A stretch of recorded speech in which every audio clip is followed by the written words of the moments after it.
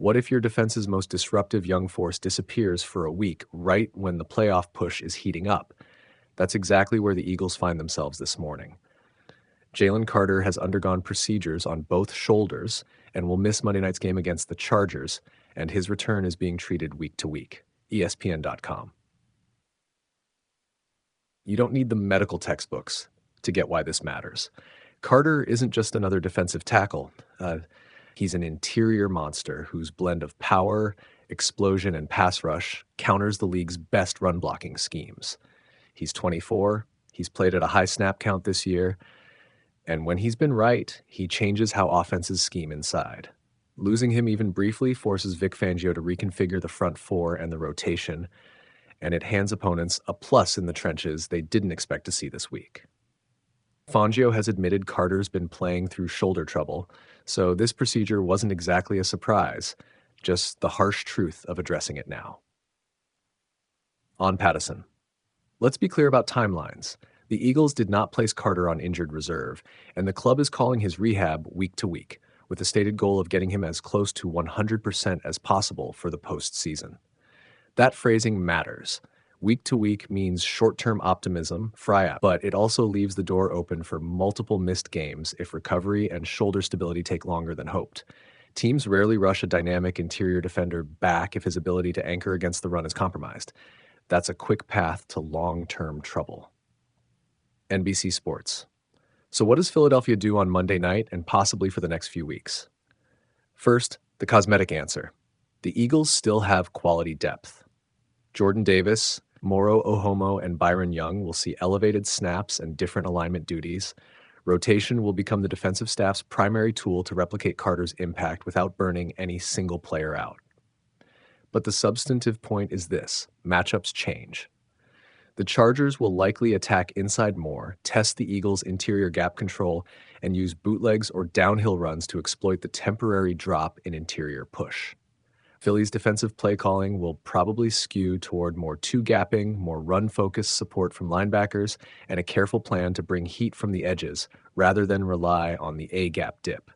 Expect quick reads, schematic help, and fewer single-gap rushes designed to require Carter's unique burst. Bleeding Green Nation, there's a strategic upside here too.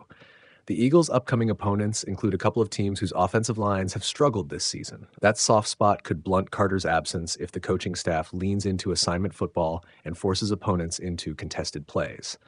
In other words, this week's game plan won't pivot to panic mode. It'll pivot to pragmatism, matchup-specific adjustments, fewer high-risk gambits, and more reliance on the front office depth chart to get work done. But pragmatism rarely equals dominance. It usually equals damage control. Bleeding Green Nation, now the human layer. Carter has publicly admitted he wasn't at his best in the Bears' loss, and he wanted to be right for the playoffs. That's telling. This isn't a panic bandage surgery. It's a measured move by a young player who knows his best value is being available and explosive in January and February. Sitting now, short-term pain for long-term gain, is probably the right call for his career and Philadelphia's championship window. But emotionally, it's a gut punch for a locker room that relies on his motor and personality the same way it relies on its star receivers. ESPN.com. Let's play out two scenarios you'll see bandied around this week. Scenario A: short absence, quick ramp. Carter's procedure goes as expected. He rehabs well, returns in a handful of weeks, and the Eagles slide him back into high-leverage snaps for the final regular season stretch and playoffs. The defense breathes a sigh of relief, and the work the backups logged becomes a minor subplot rather than a season-defining problem. This is the optimistic plan the team is clearly aiming for. SI Scenario B: complications or cautious timeline. Carter needs more time. The team protects him through the remaining regular season games, leans on rotations and game plans that hide interior holes, and hopes the unit's identity, speed, scheme, linebackers clamping down, can carry them through without his consistent interior presence. That path risks giving up more early down yards and turning games into lower margin battles where field position decides outcomes. That's not ideal when you're stacked in the NFC and trying to lock seeding. ESPN.com, here's the practical way fans should read the next 2 weeks. Watch the run defense numbers. not the highlight plays. If opponents consistently gain ground inside, you'll know Carter's absence is more than a paper cut. Watch how the Eagles rotate their DL and whether Fangio calls more blitzes to compensate, and watch Carter's snap count if and when he returns. A cautious ramp is the most likely script, and immediate high-volume snaps would be the surprise. Bleeding Green Nation. Finally, the emotional finale. Carter's not just a piece of a chessboard. He's a young building block for this defense, a player with all-pro upside and a style suited to playoff football. The Eagles didn't trade and draft the way they did to see him burn out on a preventable injury, so the team is playing the long game here. Protect the asset, optimize the return. That could cost them a game or two now, but if it buys a healthier Carter in January, the math could be worth it. Game day reality is blunt. The Eagles will be without one of their best interior weapons on Monday, and the Chargers will try to make them pay. But for Philadelphia, the bigger storyline is about timing and timing only. Get Carter healthy for the postseason, or risk regretting a rushed comeback when the stakes are the highest. Availability is the ultimate stat in December. Get back to 100 and you're dangerous. Rush back and you're vulnerable. The Eagles are choosing patience. Let's see if it pays off when the calendar flips to January. Game day just got a little shakier in Philly. Jalen Carter underwent a procedure on both shoulders and will miss at least 1 week, a move that could have ripple effects for the Eagles as they push toward the postseason. Carter has been playing through shoulder trouble all year, and Vic Fangio didn't sugarcoat it. The injury has affected his snaps and, by extension, his impact. That showed up in Week 13.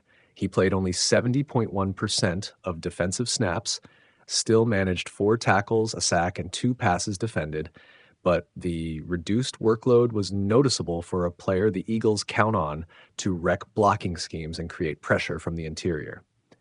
The team didn't put him on injured reserve, which is meaningful. It signals the club expects a relatively short absence and hopes to have him back for the playoffs if rehab goes well. So what changes immediately? Monday night against the Chargers, the Eagles lose one of their most disruptive defenders. Carter's value is not just sacks. It's the constant push up the middle that collapses pockets, frees up edge rushers, and opens lanes for linebackers to make plays. Without him, look for a heavier rotation inside, more snaps for depth guys, and the defense leaning on scheme to create pressure instead of pure horsepower. Coaches will need to be creative. Stunt rushes, more blitz packages from linebackers, and heavier use of pass rush sub-packages that try to manufacture the same chaos Carter usually creates naturally. This is a roster test for Fangio's unit. The good news, the Eagles have been built with depth in mind, and their defensive identity isn't a single-player dependence. The bad news, removing a top-tier interior force late in the season magnifies opponent game planning, especially for teams that like to attack the middle with quick game concepts or heavy runs. The Chargers will likely try to exploit the seams Carter normally clogs, and the Eagles staff will have to respond in real time. The timing matters. Philadelphia enters the Week 14 bye at 9-4 and carries roughly a 95% chance of making the playoffs. That bye gives the medical staff breathing room to manage Carter's recovery without forcing a rushed return. If the procedure restores strength and range of motion, Carter's absence could be short-lived. The team clearly left the IR door open by not activating it. If not, though, the Eagles will have to navigate the postseason gauntlet with an interior rotation that must step up on big downs. What to watch for when Carter sits, how the Eagles replace interior pressure, who takes his snaps and do those players increase QB pressure rates, whether Darren Wall or other rotational pieces see expanded roles, and whether Fangio leans into schematics, stunts, A-gap blitzes, or safety pressure to compensate. Also watch snap counts when Carter returns. If he comes back hesitantly or with limited snaps, the team may manage him in stages heading into the playoffs. Long-term, this procedure could be a blessing if it fixes a nagging issue before January, giving Carter a refreshed body for the postseason. For now, it's a short-term headache and a test of depth, coaching, and the Eagles' ability to adapt. If Philly can protect its middle for a few weeks and then get Carter back at full strength, they'll be fine. If the issue lingers, the defense could be in for a rougher road than fans expected heading into January. Bottom line, Philly's best case scenario is